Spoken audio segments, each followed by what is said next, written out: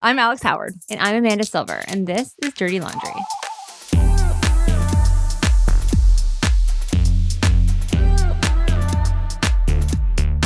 When you were in high school, did you guys have in the yearbook like most likely to? I don't think so. Like most likely to be the one who becomes a CEO, most likely to get pregnant by 20, like any of those. Put that in the yearbook. Well, okay, maybe that's a bad example. Can you imagine if your daughter or whatever was in our day? It would have happened. Maybe not today. They would never have put that in. The parents would have been beyond upset. You think? Yes. It definitely was not in mine, to be clear. That's a bad example. I couldn't think of anything else quicker off the top of my head. Most likely to win a Nobel Peace Prize. Most likely to be pregnant before. Like, there are other accomplishments. Okay. Yours is a much better example. I just wonder, because now that we have social media, I'm like, oh, I'd love to go back and like look at what all of those most likelies were. What was your most likely? No, I can't remember. It would have been helpful Ryan, if I brought my most yearbook. likely? No, I don't think I even ever looked at my yearbook. Is that an American thing? I was watching a movie and that's what reminded me. Very American. I feel like that's definitely a thing. Like prom. We never had prom king or queen. I mean, we went to an all-girls school, so yeah. there was no, no we king. had a prom king Did you? queen. I You remember did? the prom. I remember like the awards at the prom. For what? What were they giving awards like for? crowned on stage? There were like 3 awards. I actually won one. Oh! What did you win? I won. Wait, here you This go. is This is such a. I love this. I was so a bit of a different uncomfortable. person back in high school. I was a bit of a. I don't know the right word. Tell but us the word. There was a lot of people who just didn't like me by the end of it. So I won. Were you a biggest shit? Were you a bit of an male asshole? diva? Oh. Because by the end of it, I think I had probably drama or have been involved with pretty much every single person in my high school. I don't see that as being the conflict initiator. And then the 3 people who were nominated, like it was just so obvious that I was gonna win. Like it was just like 2 guys I didn't even know went to my school. And then it's just me. It's like, hey, someone clearly has it out for me here. Like, now you're totally just handing me this award. And was that like a school-wide vote? Yeah. Like they put out a ballot? It was all grade 12 vote. Oh, that's the entire so school funny. really felt that you were the biggest male diva. Yeah, absolutely. Male diva. I know. I like that. Is it? Devo? Yeah, Devo. Yeah. Isn't it Devo? Is that what it's actually I think that's what it was called. Yeah. You're a Devo. I've never heard that. Well done. Mm-hmm. There you go. Male Devo? I have to go back and look at my yearbook. Wasn't that music? Wasn't that a group? Male Devo? Oh, some Italian bunch. Yeah. No? Yeah. Little I guess Devo. diva. Isn't that on Italian? I don't know. I feel like that's like your Is at the diva in opera, like at the soprano. No? I don't know. We got a lot of fact checking to do. I got a lot of chat GPT to do tonight.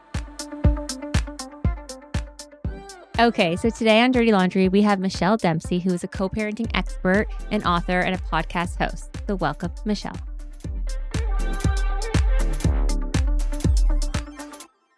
So welcome to Dirty Laundry. Thank you. We are so happy to have you here.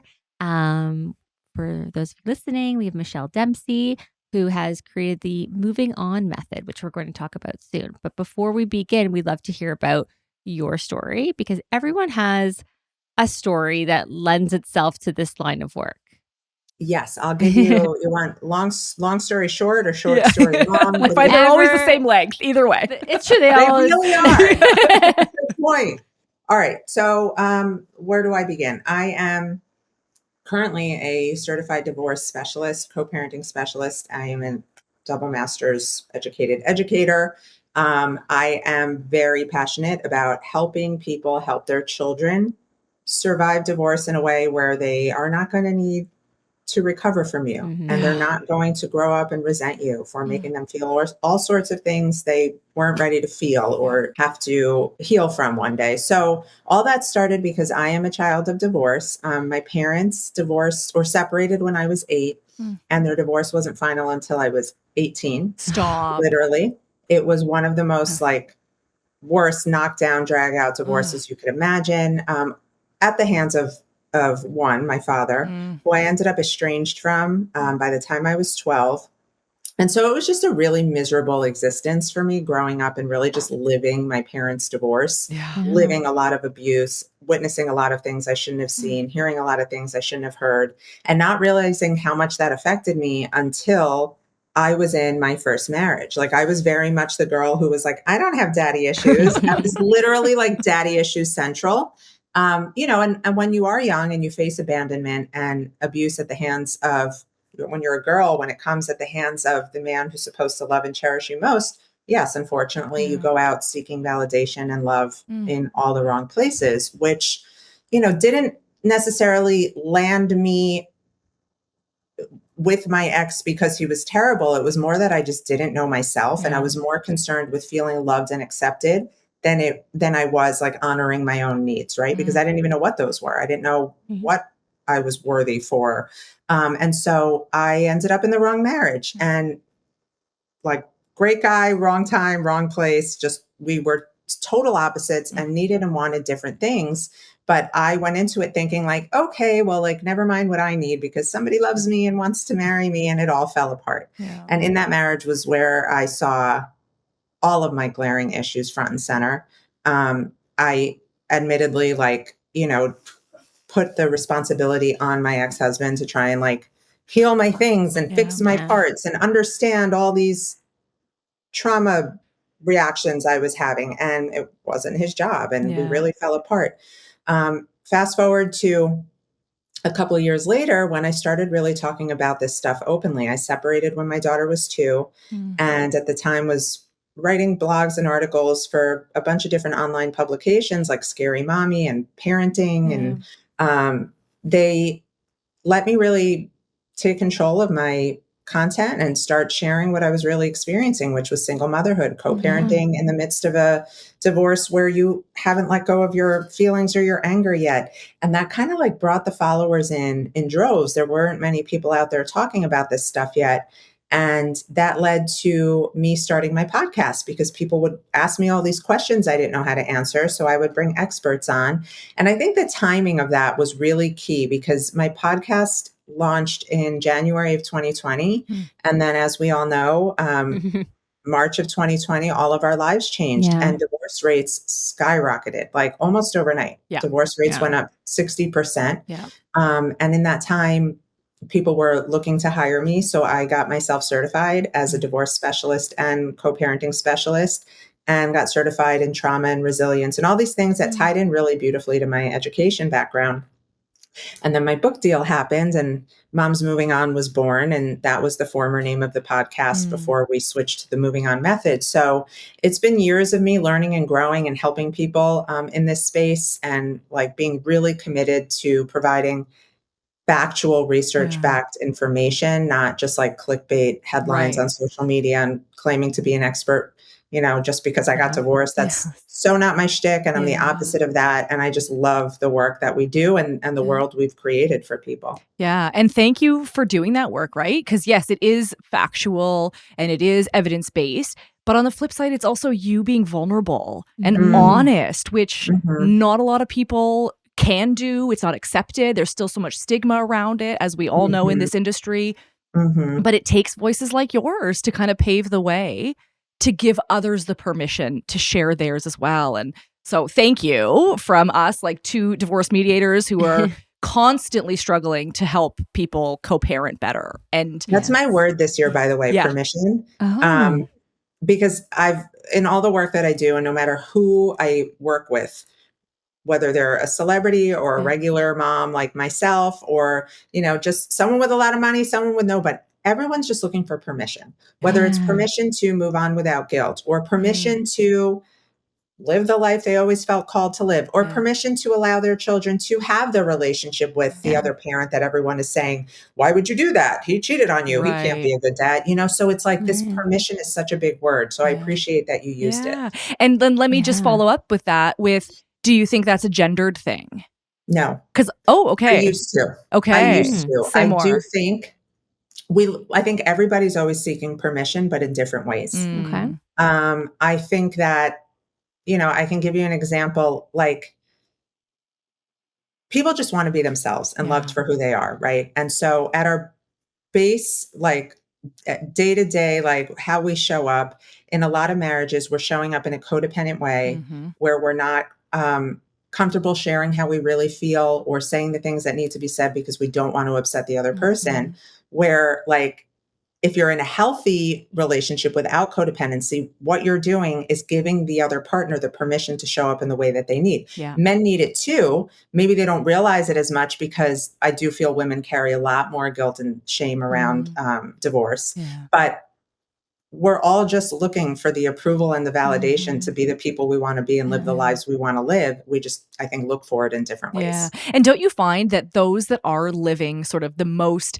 unapologetic version of themselves are the ones we're so drawn to? Right. The They ones seem freer and Yes, happier and and lighter. liberated. And it's just like, I want what they have. They seem more free. We could call them free spirits, but it's just that. But it's an ironic term because you're not free spirits. No. They're Right. some of the most grounded, intentional Right. people who have done the work. Like, you can't be this free, like, enjoy life kind of person without self-awareness. Yeah. And once you have that self-awareness, you're so rooted and secure in your sense of self that you trust yourself to live the life you want to live, and you give yourself permission to do that. Yeah, that's I so think important. a lot of You us don't trust ourselves, and we No. look for others to help us make these decisions. We Yeah. doubt ourselves. As a single mom, it's difficult. You know, you always have guilt. Am I doing the right thing? Am I doing the wrong thing? Or as a parent in general. Yeah, I think as a parent in general. Yeah. Yeah. Yeah, but at least you have. I feel like as a parent who's in a marriage, you have the other person to sort of, you know, go through those trials and tribulations with. When you're a single parent or, you know, a co-parent, it adds a different spin to it. Yeah. You're doing it on your own, but also with someone else. Yeah. And so the work that you do, are you working with parents together, individually? How does that work in terms of co-parenting support? The majority of people who hire me come on their own. Okay. Because people don't realize that you can still have couples like counseling or coaching even after you're no longer together. Yes. But there are many couples that I do work with post-divorce who, you know, one person will hire me, and then I'll say to them, if it sounds like a situation in which the other person involved in the dynamic is somewhat reasonable, I'll say, I want them in a session. Like, I want to not to hear their perspective and not to be a mediator and not to hear all the issues, but really to have a conversation with them both about their core values, what they want for their children, and how we can build a co-parented life around those values, put that into the parenting plan, make things work for the child based on the shared things that they still have, which they'll insist they don't, but they do. And so I do end up working with couples in that way. Mostly, you know, they'll hire me or they'll both come onto the session for help with crafting the conversation around how to tell the kids about the divorce, or how to make sure we're setting up their lives in two homes in the best way possible for them, or how to handle transition issues. I do a lot of parenting plans with people. I love that part of it because there was so much I didn't know when I was writing my parenting plan, and I've studied so much about them and the laws around them. So I love helping people with that too. But most people come to me solo, and then oftentimes we'll loop in the other person.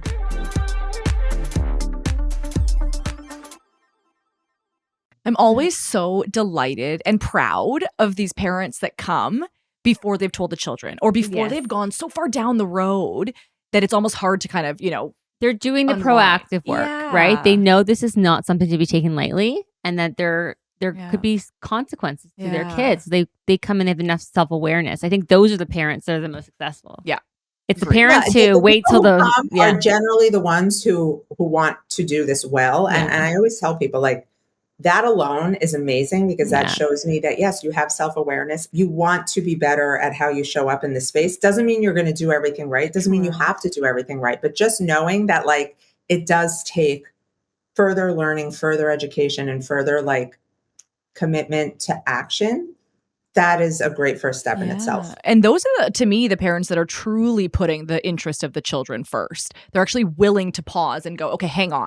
Let's set aside our baggage and let's come together for the sake of our kids. Right. And that, to me, I mean, often in sessions with clients, it's very performative. No, this is in the best interest of the children. But it's not. It's all self-serving. It's all self-serving. You can see right through that, I'm sure. Absolutely, you can. And so the ones that really do prioritize, okay, how are we going to really design the next chapter of their life, right? Because this is huge impact on the kids. Well, and a lot of people don't realize that because divorce is such a selfish process, right? Like your lawyer is advocating for you. The other lawyer is advocating for them. You're worried about how you feel. You're worried about yourself moving on. You're worried about, will I die alone? These are all very and I'm not saying selfish in a bad way, but self-serving, self-consuming thought Self-prioritizing, processes when people fail to realize that, like, you're an adult with coping skills. Hopefully. You're probably going to get through this and quickly, but this is your child's lived experience now. Like, you get to move on, you get to date again, you get to remarry, you get to eat, pray, love, whatever you want to do, but this is your child's everyday lived experience, and they didn't choose that, and nobody is pointing that out to them. What are the most common things you're seeing when you work with these couples? Like, do you see, I mean, every story is unique and every family has different needs, but there's got to be some, sort of similarities and patterns. The most recurring theme is that every single person's ex is a narcissist. Sure. Yes. Don't you find very that damaging, very limiting belief, because, being a diagnosed narcissist, that's diagnosed with a mental health disorder. I have a mental health disorder. It's called anxiety, generalized anxiety disorder. And so if we held people with anxiety or depression to the same, held them with the same fury that we hold these quote unquote narcissists, nobody would be allowed to see their kids, and nobody would be allowed to have a nice life, right? Everybody would be out for revenge on each other all the time. So I think that the first thing we do, the most that we see, is that everyone is coming to us and saying that their lawyer or their mediator or their therapist insisted this is the worst narcissist they've ever seen. And they say it without having met the person or having context into the situation. So we're anti that, because my belief is, like, whether that is or isn't the case, what experience are you giving your child? Yes. You still have to co-parent with them. Exactly. Okay, so they may be somewhat narcissistic or have narcissistic tendencies, but which we all do in divorce, because, like I said, it comes out in divorce. It's a self-internalization, the whole process. And so all of our narcissistic qualities are going to come out when our egos are bruised, right? So anyway, we see that a lot, but I'm really proud that, hundreds, if not thousands of people have come back to us and said, like, thank you for helping me see the light, to not focus on that, because whatever label they may have, narcissist, bipolar, gay, straight, short, tall, like, you still have to find a way to put your children's best interests first. And the second thing we see is a lot of people who have unfortunately not done their own work yet to recognize, like, what their contribution to the problem is. And so, we at this point won't take clients who are not already in therapy, because while I do have a therapy background, I'm not there for that. But we want people to be able to see that their child's experience is not going to be theirs. Like, for me, it was a big thing. Like, I'm a child of divorce. It was always like, well, if Bella experiences this, then she's going to feel like me. And it was my therapist who had to consistently point out that she's living a different life. She's got a different frame of reference. She's got different attachments with her parents that I didn't have. She's got different coping mechanisms. So, like, not insisting that your experience from your childhood or from your marriage is going to be your child's experience, because they're very often not the same at all. And we don't focus on the children's experience so much. At all. The process is so parent centric, right? The kids aren't even involved with any of the professionals for the most part, right? So it's all the parents are making the decisions, what the parents want. And then the kids are just the collaterals. And you hope Collateral damage. It's true. Yeah. And you just hope that the parents have, settled on something that is, that the kids can live with. But sometimes they can't. And then what? Absolutely. We see a lot of, I don't want my ex to have 50-50. Right. I'm sure you hear that. We hear time. that. Yeah. And it's like, okay, well, tell me why. Well, they don't know how to do anything. And I've always done everything. And I'm like, you must have a young child then, right? Because it is biologically, like, in our core that we're going to step up and do all of the nurturing and the breastfeeding and the child rearing to a certain point. And also because we're stressed out and anxious and we feel like we're just going to do it better ourselves. And these are the people I love working with most, because it's teaching them the lesson of, this person probably can do it. We just haven't given them the space to do it. And forcing them into a space where they have to do it for their child will benefit your child long term, because Maslow's hierarchy of needs, when we have both parents meeting certain needs, food, shelter, clothing, affection, all these things, the child ends up better and has the attachments that are healthy for them. So that's one of the things I drives me crazy when people are like, I don't want them to have 50-50. I'm just okay with 60-40. And I'm like,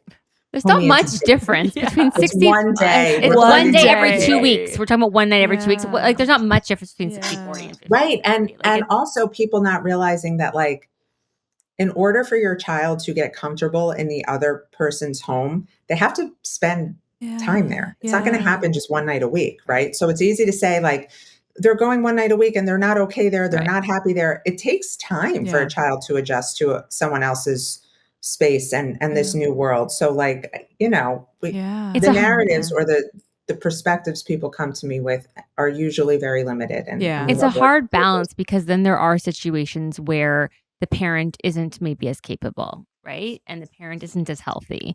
I think that's also really subjective, like, if there isn't like a serious reason why this person shouldn't be with the kids, I'm good at a lot of things that my ex isn't good at, but he's good at a lot of things that I certainly am not touching, right? So there's a balance to them. And we have to also be honest with ourselves in the sense that, like, if we did stay together as a couple, one person would be better at doing these things, one person would be better at doing those things, and our children get the best of both worlds, and they learn from two people.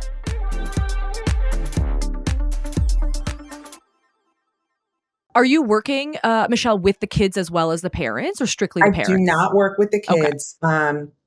I technically could, just with my, educational background, but the work needs to be done with the parents. It's not the kids who are having problems, it's, and then you have so many parents that are like, I want you to just talk to my kid about their behavior. And I'm like, their behavior is a direct result of you in the situation. So you have to look at yourself as the problem, not the child. That's so important, because I've seen so often where it's, well, the kids are acting up and they're not listening and they're acting at school, and we need to focus on what's wrong with them. But hello, look what's going on in their home life. Well, and typically they're acting up where they feel safer.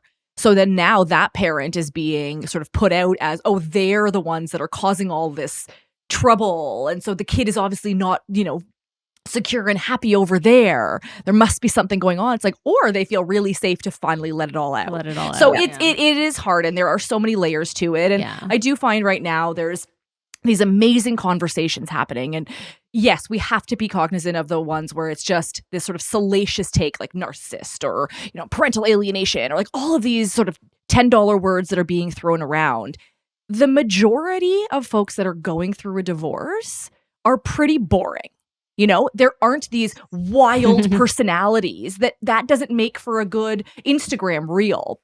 So we don't get to hear about that. Yes. Right. More amicable. My Instagram doesn't grow because I don't throw the narcissist term around. Right. I could sell out like so many other well-respected professionals have, and it's been so disappointing for me to see and just start using that word in all of my work, but it is so not ethical to do so at this point. Yeah, if you're not a diagnostician, you should not be diagnosing anyone, straight up. But it does sell. And so I'm kind of on the fence, because part of me loves that divorce is like really getting its moment in the spotlight, because I do believe that we need to break down a lot of the stigma that's around. If 1 in 2 marriages are ending in divorce, people, like, we got to talk about it. Like, let's talk about it. It's not the end of the world.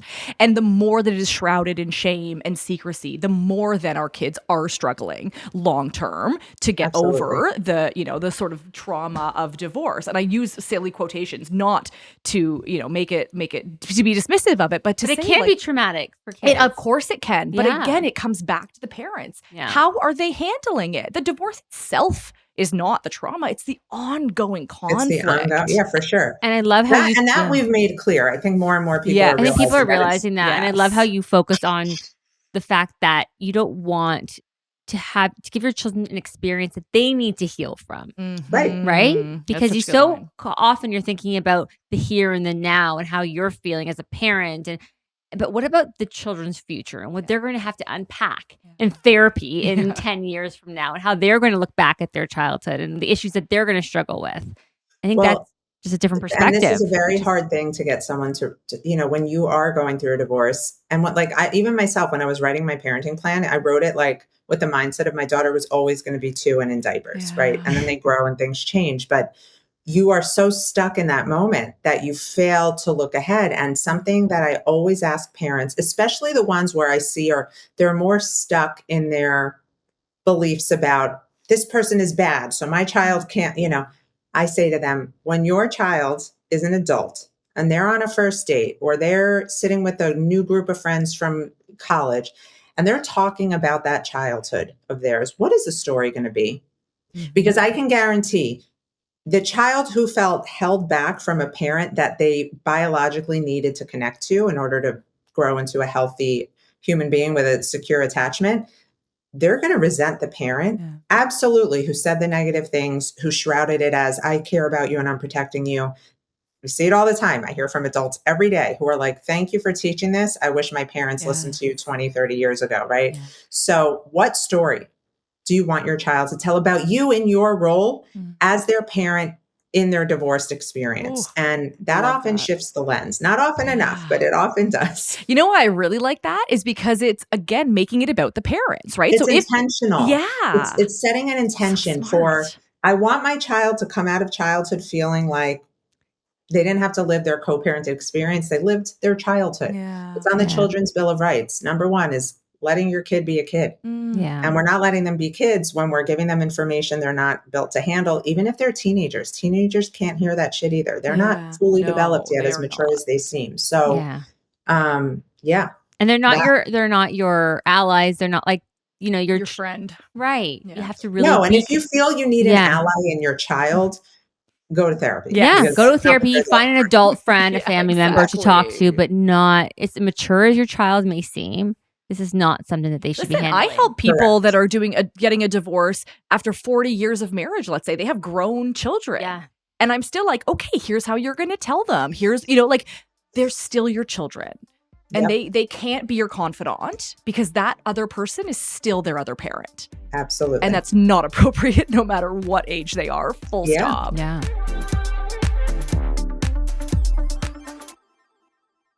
I often hear from clients or from children of clients that they don't feel like they have 2 homes. They feel like they have no homes. They're just going back and forth, living out of a suitcase. Is that something that comes up for you? How are you supporting your clients through transition and, all of that stuff that comes along with it? Yeah. So first and foremost, no child should be going back and forth with a suitcase. Right. That is, I mean, you might as well be, if you look at a homeless person on the side of the road and your heart aches for them, they're surrounded with their stuff. I mean, that's what you're doing to your child? Yeah. No. Yeah. So what we teach early on so that my clients' kids never have to feel this way is that it's not mommy's house or daddy's house, it's your house. So, okay, you're going home to daddy's, you're coming home to mommy's. Like, it's your home no matter where you are. So that and other language that we use that really, really matters is call your dad versus call daddy. That gives the child a sense of like, where do I belong? And what is safe and what isn't. So language really matters. But another thing I see people do, and I joke about this online all the time, I'm a co-parenting taxi. Like when Bella's at her dad's, I don't have to worry about not seeing her because something will be left behind, something will be forgotten, and she's going to want that thing.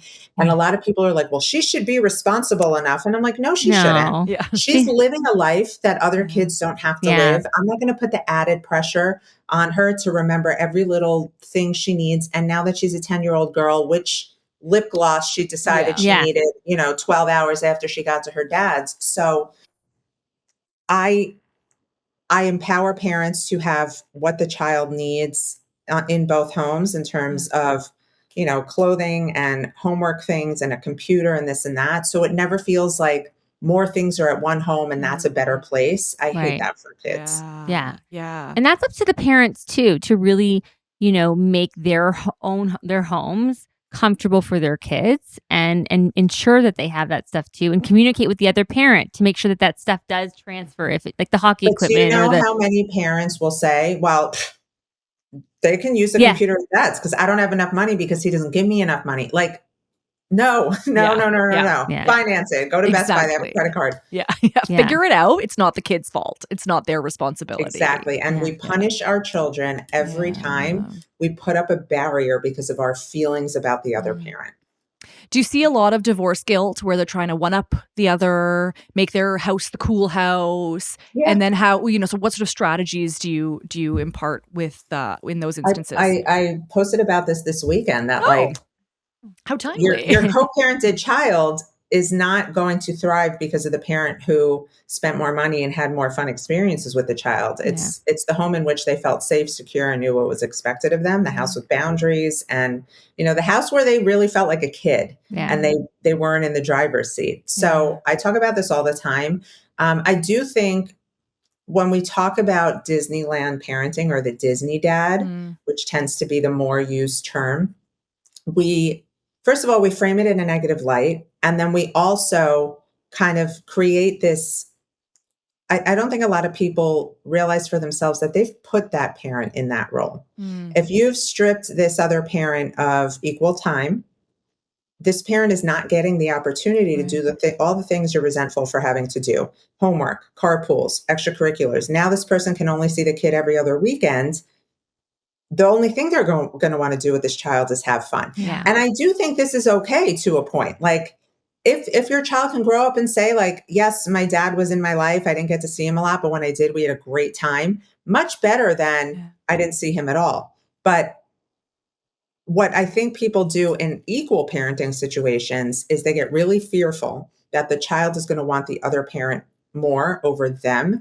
And the quickest way to do that, the quickest way to push your child away from you is by being their friend, giving them too much information and stripping them of their rules, regulations, consequences. Like all of these things are what helps keep a child feel safe.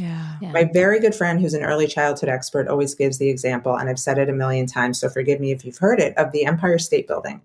If you go up there, and it's really exciting, like this is where you want to be, you're excited to go there, and you go up and you come out of the elevator and they have the wall up, like they have the boundary and the barbed wire. You're going to feel safe to explore. You're going to know what's expected of you, where you can go, where you can't go. Great experience. But if you take that wall away, now you're anxious. You're like, wait, can I do this? Can I do that? I don't know. Am I going to get hurt? Am I still going to be okay? It's the same when we take rules and parenting away from our kids. I was going to ask you about the moving on method. Yeah. And what that is and what that looks like. So the moving on method, I developed and trademarked a few years ago. It is my program where I certify and train people to be co-parenting centered divorce coaches. So not just the person who's going to be like, yeah, like he sucks, like go take a walk. It's more, how can we work together to put aside your emotions to focus on the best interests of the children? So I developed that training a few years ago. We just completed our 16th training. Wow. It is like, so again, I'm an educator. So like having the opportunity to educate others on this has not only brought me a lot of fulfillment, but has helped me really recognize like what the need is in the market. And over and over again, these people that come to train also have very limiting beliefs and also have been prone to falling for bad advice on social media. So being able to put more people out into the world that are preaching the word of healthy co-parented children is amazing. And the moving on method really encompasses how we work with our clients, the way in which we help them, the guidance we try to give, the methodology behind our work. And now we've developed the Moving On Method community, which is for regular people like you and me, not aspiring coaches, but it's an online membership community, private, unless, if you have a membership, you get a login. We have an app. And this is where we're able, I stopped sharing all my co-parenting tips as regularly as I used to on social media because A, the algorithm, B, it's a liability for me to give guidance on a topic and then somebody takes that advice and it doesn't work, or they give it to somebody else and it backfires. So I'm really keeping it limited to the membership community. So I share daily tips. We have discussions. We do like a meet and greet, like a get together virtually for our members, because what people also really need most right now is community. Yeah. It's a really like positive space. There's an open forum for discussion. We have a rule like no X bashing, like make this about questions and understanding.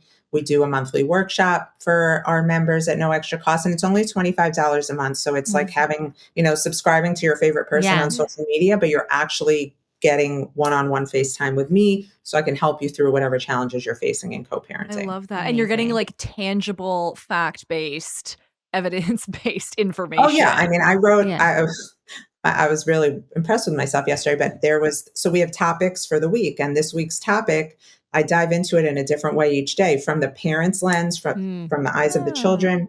And I wrote like a 1,500 word essay yesterday of advice for people, because I don't just want to tell you what's right to do. I want to tell you how to do it. And I can't always do that on social media. Yeah. So I love it. I'm very passionate about it. Thank you for the work that you're doing, because this elevates all of us and all of the work that we're doing, right? The better informed and empowered and educated parents can be, the better kids that they're raising. And then those kids are having better relationships. And it just globally, it helps the entire society. And so thank you for not only doing the work you're doing, but then teaching others to do the work. It's awesome. And elevating the standard too of coaching too, because I think that anyone can really call themselves a coach on social media, right? Anyone can say, well, I've lived through this, so I can coach others. Yeah. And that could be dangerous because then they're giving advice solely on their experience, which is not evidence. We're fighting against every right? day. And you need, and you really need to, bring quality control to that. And be careful with where you get your information from, right? Yeah. So thank you. Thanks for coming on. We really appreciate it. My work important and having this conversation with me. Thank you. Be well. Thanks so Take care.